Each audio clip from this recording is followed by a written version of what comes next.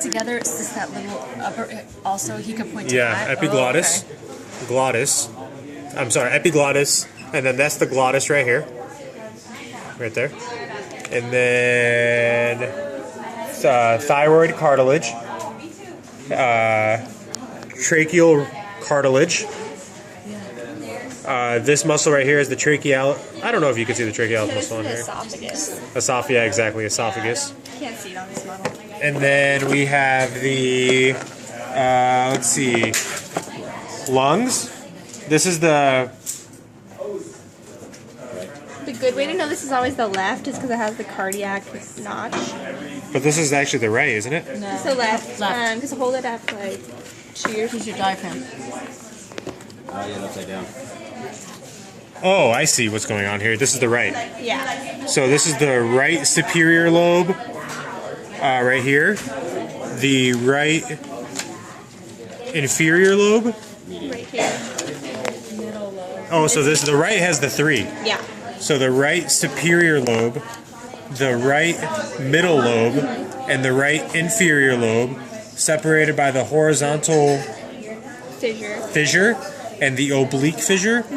And then the left has the left superior lobe, the left inferior lobe, separated by the oblique. Is it just oblique? Oblique fissure? Yeah. Oblique fissure? But I think you have to say oblique fissure of the...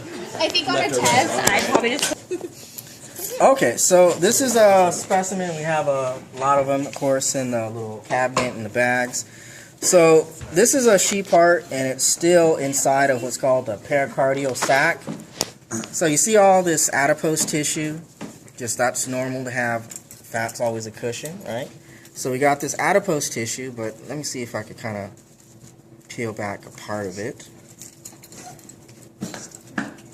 Yeah, I can get my finger under there. So now I got my finger inside of the pericardial sac, and I'm now touching the actual heart itself. So the first thing we're going to have to do is you could just use the scissors, a scalpel, and we just want to trim right through the pericardial sac. And you just want to take it off, you know, the same way we took off the duramater off of the brain. So just cut through it so you end up with one big piece. And we want to keep this pericardial sac because it has some of our terms we're learning on it. So once you trim this off and just open it up, set it aside, you'll have the sheep heart.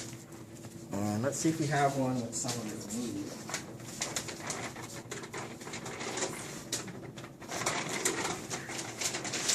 So the first thing is moving the sac, pericardial sac, and you can see here, again, a lot of that adipose. And here I'm actually touching right on the heart because that portion of the sac's torn off. So right now I'm touching the visceral pericardium of the heart. And you can see how that point, it's going to point, of course, in the human down to the left. So once you have the pericardial sac removed and you can see the full heart, it actually only goes about to here. This is just a big lump of fat and thymus right here. Once you have the heart, and this is the anterior side of the heart. That's the appearance of the anterior side for the sheep heart.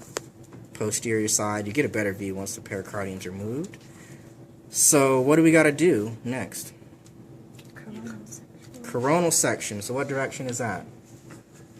So, of course, when you're standing, it's this way, right? And the sheep heart.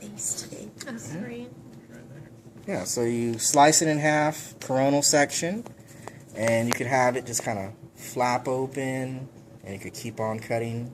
You could leave it like that, like a Pac-Man, or you could take it all the way off. But with that view, that'll give you now the right orientation to start to see the 4 different valves and where are those valves located, like where are the AV valves located.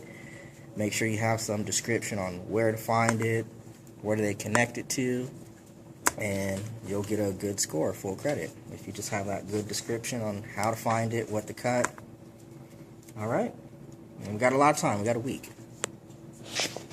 After you do it, before you turn it in, you could always make adjustments. That's always the case, right? So once you've completed it, once it's done, if you have to add something in pencil or pen, that's fine. And then everyone signs it and turns it in. Okay? How did you tell, I'm sorry, which is the The anterior? Oh, the anterior. Well, once you really get the sac off of it, you see how there's this section of fat that goes at an angle? That's the appearance of the anterior side. Whereas on the posterior side, the fat makes a T shape. Do you see the bottom kind of angles down? So it'd be kind of like this. Got a whiff of that.